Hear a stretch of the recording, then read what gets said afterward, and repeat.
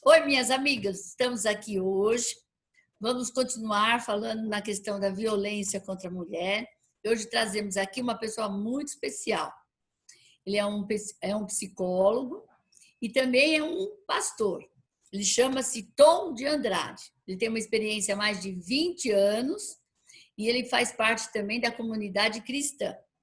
E agora eu vou apresentar a vocês o Tom e ele vai falar um pouquinho do seu serviço, do que ele normalmente faz nessas questões da violência doméstica. Então, a palavra a você. Muito obrigada, hein, Tom, pela essa oportunidade de você estar aqui conosco. Obrigado, vereadora. É um privilégio. Boa tarde a todos e todas que tiverem acesso à nossa conversa. O tema é extremamente importante, né? Porque a gente está, não só pela questão específica da mulher, mas a gente está falando do ser humano, a gente está falando de uma questão de segurança, a gente está falando de uma questão de convivência. E quando você estava falando aí dos 20 anos de estrada, né, de seminário, consultório, estava passando um filme na minha cabeça, porque esses anos todos eles se traduzem, na verdade, em convivência com muitas pessoas, com muitas famílias, com muitos casamentos, com muitas parcerias, com muitas histórias que se revertem de uma situação de violência para uma situação melhor, ou de uma situação de não parceria para uma situação de parceria. E o que você mencionou, você tem razão, para quase todas as áreas. É uma situação tão inédita que nós estamos vivendo hoje com a pandemia, que não tem dados para quase nada, né? Não é só para essa questão da violência. Numa conversa com o pessoal da área de medicina, por exemplo, bem rapidinho, só para ilustrar, eles não têm dados hoje para falar sobre pessoas sequeladas na área respiratória, por exemplo. Porque nós vamos saber daqui a 6 meses, 1 ano, vai ser uma área de pesquisa muito vasta. E na questão do convívio doméstico intenso, nós também só vamos ter dados para avaliar, dados não quantitativos, mas dados qualitativos, né? Porque os números, eles trazem essas duas realidades. Eles trazem, em termos quantitativos, eles trazem a frieza, né? Aquele jornalista falecido, Joelmir Betting, ele falava que a pesquisa e a estatística quantitativa, ela é ótima para a gente espremer e confessar o que a gente... E ela confessa, a gente espreme os números e ele confessa o que a gente quer. Então, a gente precisa ter muito cuidado para avaliar qualitativamente depois esses números, né? É evidente que essa mudança de cenário pode apontar algumas tendências, né? Claro que eu tenho visto algumas coisas também com a experiência de consultório e de liderança eclesiástica. Mas a minha disposição aqui é conversar com esse cuidado e responder aquilo que tiver ao alcance, porque como a vereadora percebeu, tem muita coisa que está fora, né? Tem muita coisa que está no alarmismo, tem muita coisa que está no hiperfoco, né? Aparece alguma coisa na mídia, aquilo ganha uma dimensão que parece que aquilo reflete toda uma realidade e não é bem assim, né? Então, o que eu puder contribuir na nossa conversa aqui, eu estou à disposição. Então, eu tenho conversado muitas vezes, durante essa semana, eu tenho feito algumas gravações colocadas nas redes sociais, explicando para as mulheres que não é só a violência sexual ou a violência física, que nós temos a violência patrimonial, nós temos a violência moral e a psicológica. Até eu falei ontem sobre a psicológica.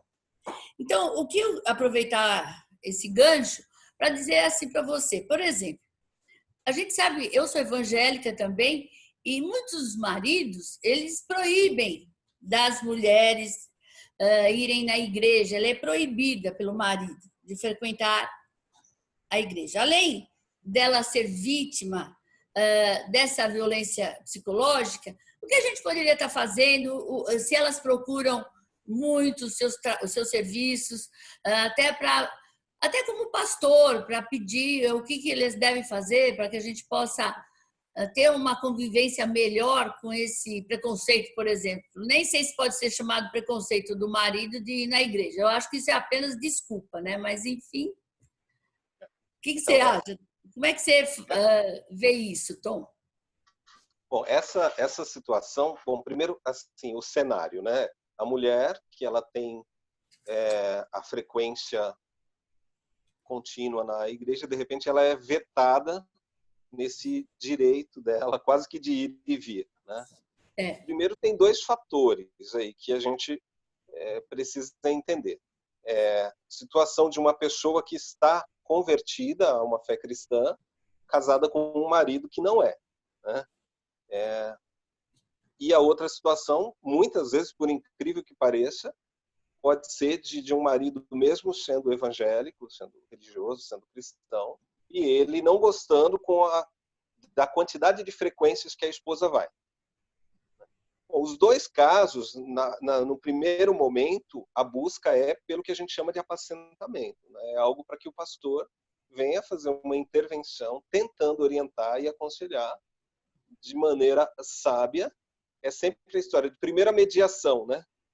é. Primeiro a gente faz a mediação, primeiro a gente tenta fazer a coisa com sabedoria, com cuidado e tudo mais.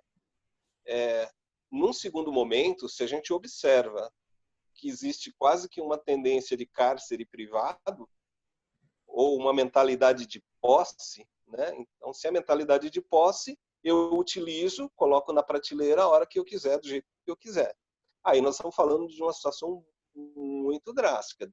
Pode ser desde uma profunda ignorância religiosa, social, até mesmo um quadro de enfermidade, de sociopatia. E aí nós estamos falando, às vezes, de medidas em que a pessoa, a própria liderança religiosa dessa pessoa, ou ela mesma, precisa buscar uma ajuda. E eu sempre recomendo que seja uma ajuda que compreenda também os aspectos da fé dessa pessoa. Né? Porque muitas vezes ela quer falar daquilo e ela não quer ser mal interpretada também a respeito da sua motivação de fé e até do porquê que ela persiste, às vezes, dentro daquela realidade. A gente sabe que parte da resiliência tem a ver com a questão da fé cristã dela, mas isso não pode virar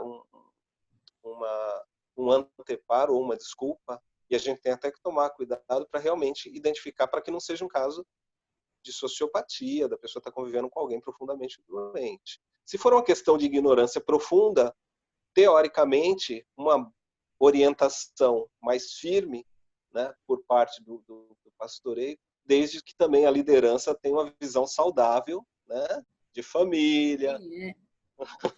É bem importante também, né, pastor? Muito importante, muito importante. Porque às vezes a gente fala, mas hoje as igrejas estão mais abertas, tal, né? Mas acho que há uns tempos anteriores elas eram mais fechadas, né? Em termos de posição de pastoras. Hoje a gente tem mais pastoras no meio evangélico. Ela tem uns espaços maiores dentro da comunidade cristã, né? Mas mesmo assim acontece isso. O número é Acontece. muito grande É, desse isolamento, ou mesmo até da própria violência. tem dois cenários, né? Você falou da mentalidade mais aberta, graças a Deus a gente tem uma situação mais saudável para servir pelo menos de modelo e contraponto à outra mentalidade. Assim, parte da nossa formação cristã, judaico-cristã, ela veio, por incrível que pareça, eu não vou fazer muita interface para não complicar, É, mas assim, por incrível que pareça, as pessoas pensam que elas têm uma referência no que a gente chama da graça cristã, e elas não têm, elas têm uma referência na teologia da queda. Por exemplo, a mentalidade de, quando você vai ler a ideia de submissão, que a teologia conservadora colocava a mulher como submissa ao homem, naquele projeto de hierarquização e dominação, por incrível que pareça, a maioria das pessoas não sabe, mas aquilo é teologia da queda. Né? Aquilo é consequência da queda, aquilo não passa pelo plano original e nem vontade de Deus. O plano original e vontade de Deus passa por uma submissão mútua em amor pelo projeto da família, que na ideia original era cuidar do jardim. Então, a mentalidade moderna consegue resgatar isso como vontade de Deus e como uma teologia sadia. Aí você consegue tratar tudo aí. Aí você trata a parceria, aí você trata o cuidado, você trata o zelo, a gentileza, a total abnega, a total condenação de qualquer tipo de domínio, agressão, seja ela psicológica, seja ela verbal, seja ela algum tipo de abuso espiritual mesmo. Né? Então, agora, com a mentalidade de uma teologia que as pessoas pensam que é até bíblica, e ela é, mas ela é no sentido errado, a gente tem sistemas de dominação. E aí você tem, de novo, aquele cenário. Dentro de casa, se a pessoa acha que ela tem a posse da outra, e a outra afronta essa posse, ela entende que ela tem o direito de usar até a força para restabelecer a ordem, né? Então é um negócio Porque eu mando, maluco. quem manda aqui sou eu, né? Você tem que me É, obedecer. e às vezes a mulher ela pensa isso também, que ela tem. Obedecer, Né? né? Não, é Ela verdade. tem. E aí essa mentalidade faz com que ela sinta que está tudo errado, mas ela pensa que tem que fazer aquilo. Né? Então, do seu trabalho, mesmo só como psicóloga, nessas casas, eu não sei se você tem acesso, se você já visitou essas casas de atendimento de mulheres vítimas de violência, ou você já encaminhou alguém para esse tipo de serviço. Eu queria que você me respondesse se você acha que realmente essas casas funcionam, que isso, se elas, as mulheres que saem dessa casa, porque é muito forte a mulher quando ela toma essa atitude, que ela vai arrumar as coisas dela e ela pega os seus filhos e sai da sua casa. E muitas vezes é essas casas de atendimento que a gente tem como suporte para dar esses atendimentos a essas mulheres.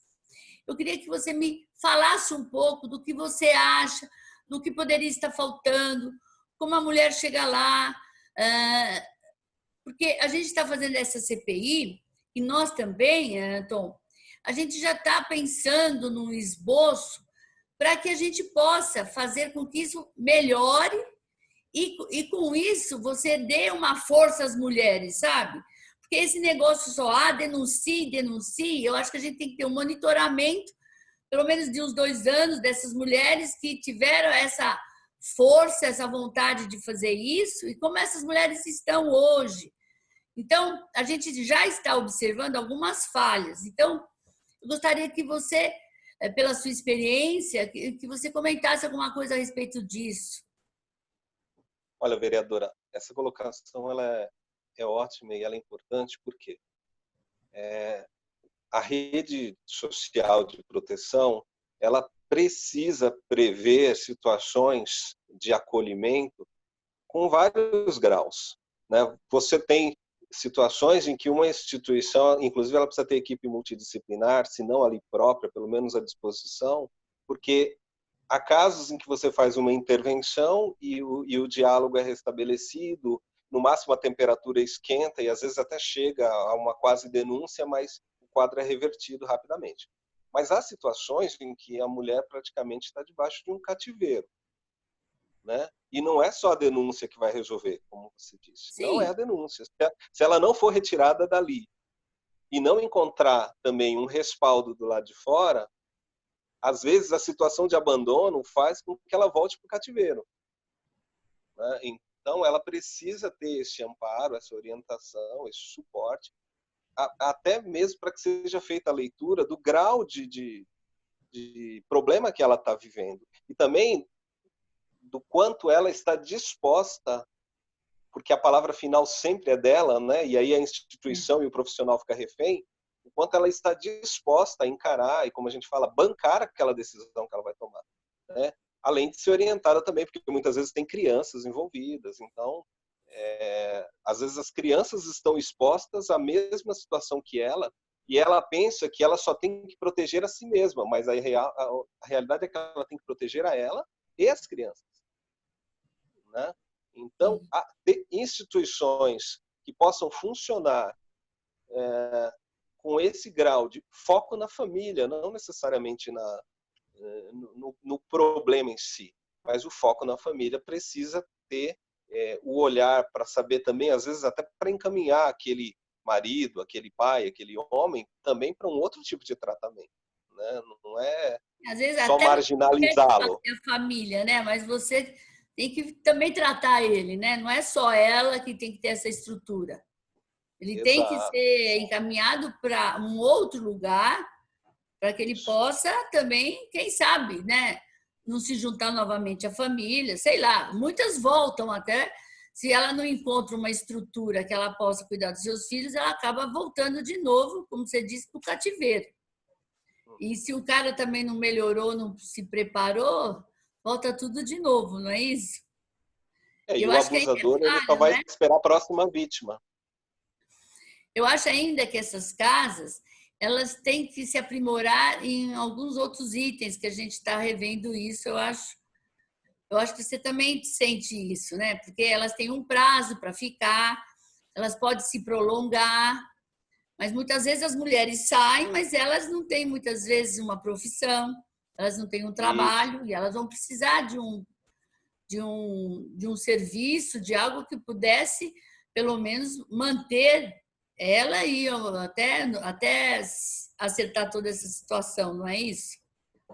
exato. Quando a gente fala, então, da rede de proteção social, ela não pode prever só a saída e a permanência por um período curto na casa. Tem que ter os próximos passos, né?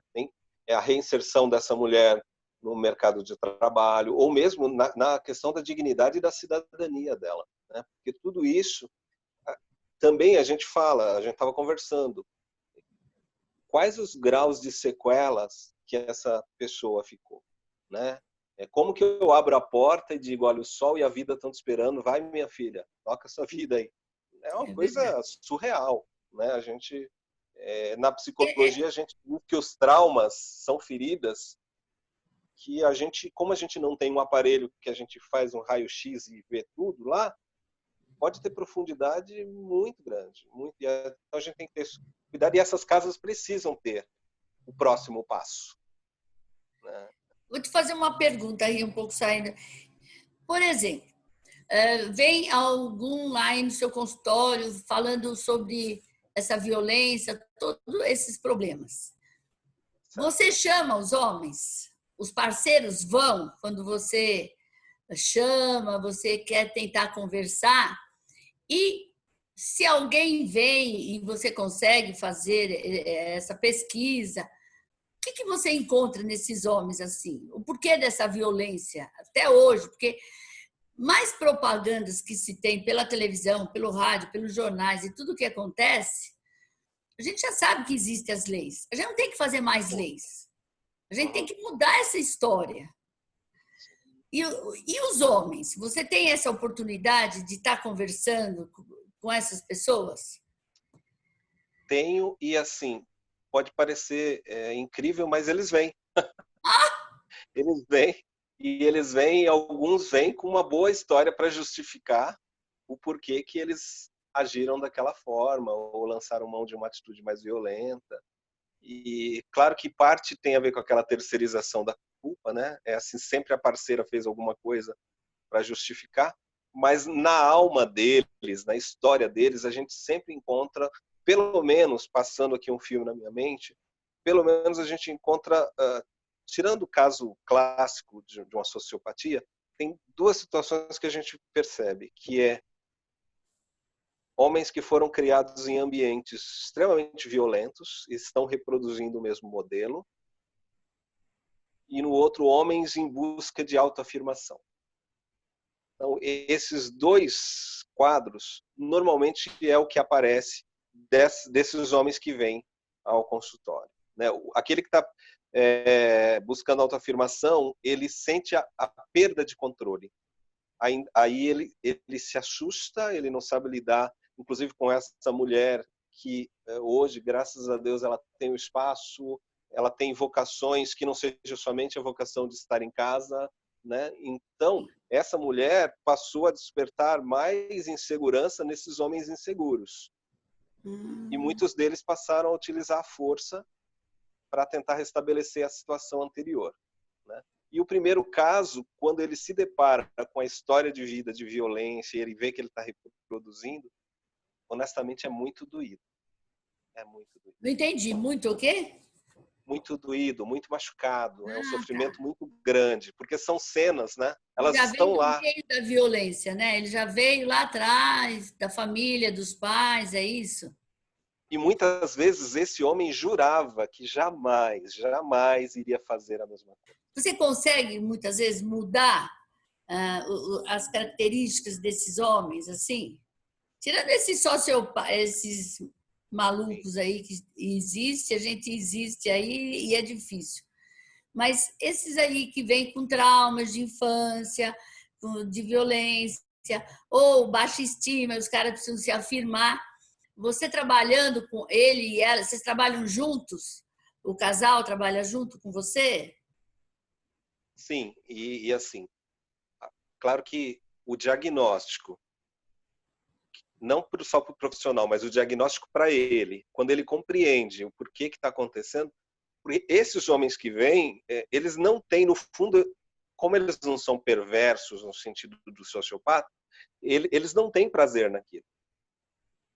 Para eles também é uma reprodução de sofrimento, né? Então você consegue reverter muita coisa quando eles passam a ter respostas do porquê que eles estão agindo de um jeito que eles entendem que não deveriam agir, né?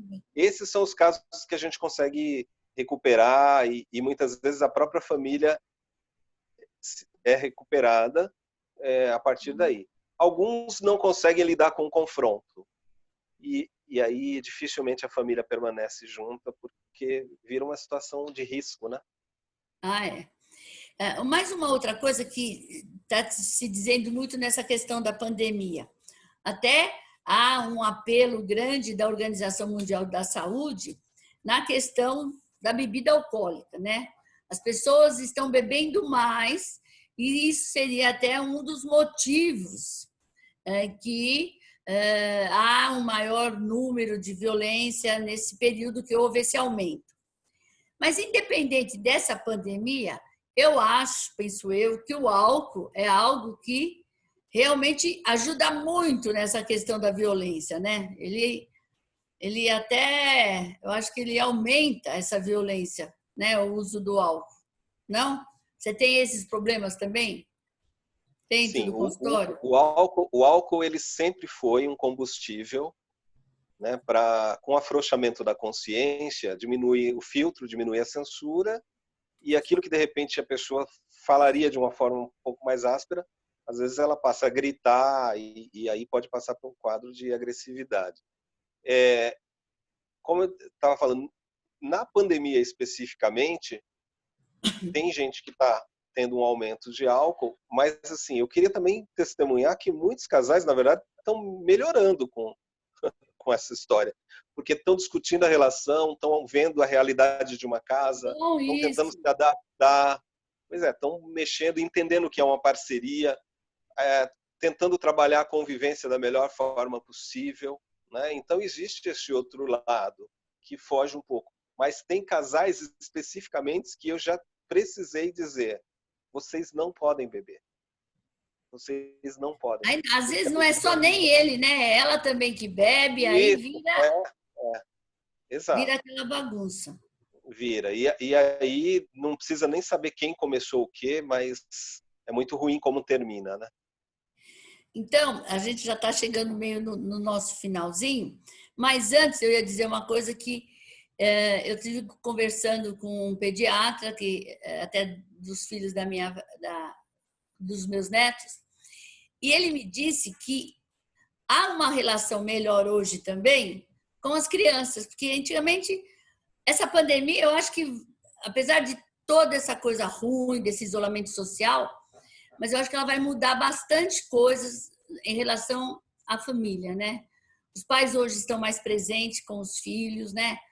Que de repente ele sai de manhã e só voltava de noite. Hoje ele já sabe que horas ele acorda na brincadeira e tudo mais, eles brincam e a gente tem essa. Então, o que você falou é verdadeiro também. Eu acho que tem muitos casais que não só brigam, mas tem aqueles casais que eles se juntam e começam até a discutir o seu relacionamento e melhorar esse relacionamento. E agora, para nós finalizarmos, Tom, eu queria que você me falasse um pouco, porque a gente sabe, sobre a violência contra a mulher na igreja. Isso independe ou da igreja evangélica, ou mesmo até a católica. A gente sabe de todos esses problemas. Há pouco tempo a questão da pedofilia nas escolas, nas igrejas católicas, os abusos. E na igreja evangélica, como você vê isso? Isso é um número muito alto, muito grande? Porque a gente às vezes fala, na igreja, nossa, isso é um absurdo. E muitas vezes as mulheres se calam, sei lá, se escondem. Falar que não existe, vereadora, desculpa. Falar que eu estou até apressando um pouquinho por causa do tempo que vocês têm. Eu não sei, eu estou tranquilo, mas não sei o tempo de vocês. É claro que a gente sabe que existe. Só que tem dois fatores. Primeiro, normalmente é algo muito pontual. Quando acontece é muito pontual. Agora, depende demais da visão daquela comunidade, daquela liderança. Porque a comunidade que cuida da família, que trata essas coisas como inadmissível, mas que cuida da família como um todo, logo ela vai atrás, ela procura trabalhar até preventivamente isso, para que não ocorra. Mas se a gente tiver uma liderança, que a gente costuma falar no seminário, adoecida, que transmite enfermidade, em vez de transmitir graça, cuidado, gentileza, aí a gente tem um ambiente que pode facilitar para que aquela mentalidade de posse, de extremismo, né? Em casa ela vire uma realidade difícil. Né? Então, mas, de novo, hoje eu penso que as igrejas estão fazendo muito mais um trabalho preventivo e diminuindo isso do que fechando os olhos e deixando acontecer deliberadamente. Então, Tom, eu quero agradecer você pela sua participação, mas eu queria que você desse uma mensagem para essas mulheres que sofrem essa violência. Eu queria agradecer vocês e eu queria dizer para as pessoas que estão tendo acesso a este vídeo que a gente está tendo agora nessa pandemia também uma oportunidade de ver como um abraço faz falta, como um beijo faz falta, como poder sentar e dar risada, conviver com criança. A gente está convivendo intensamente, mas de uma maneira mais confinada, né? Mas como a gente está sentindo falta do fator humano mais liberado e no bom sentido. Então isso deveria servir para a gente revalorizar as nossas convivências, para a gente revalorizar os nossos relacionamentos, para a gente buscar muito mais soluções do que necessariamente ficar estabelecendo tribunais para ter culpados, condenados, sentenciados, né? E olhar mesmo, conseguir olhar um pouco nos olhos uns dos outros e ver o valor da vida do nosso semelhante. Eu realmente tenho muita dificuldade de aceitar essa ideia de alguém que levanta a mão para um outro semelhante. Só esse gesto já é profundamente agressivo. Então, se alguém estiver passando por esse tipo de problema, procure ajuda que vá contribuir realmente. Né? Pessoas que tenham um foco de família, um cuidado de família. Não é gente que vai deixar para lá, nem também gente que vai colocar nenhum tipo de combustível e desestruturar tudo. Né? Gente equilibrada. Né? Então, eu queria deixar isso e queria manter essa esperança. Eu tenho falado para todos que me perguntam, eles, Tom, você acha que o mundo vai estar melhor? E eu digo, o mundo não estará melhor. As experiências dizem isso. O 11 de setembro não deixou os Estados Unidos melhor. As escrituras dizem que o mundo não vai estar melhor. Mas nós podemos melhorar.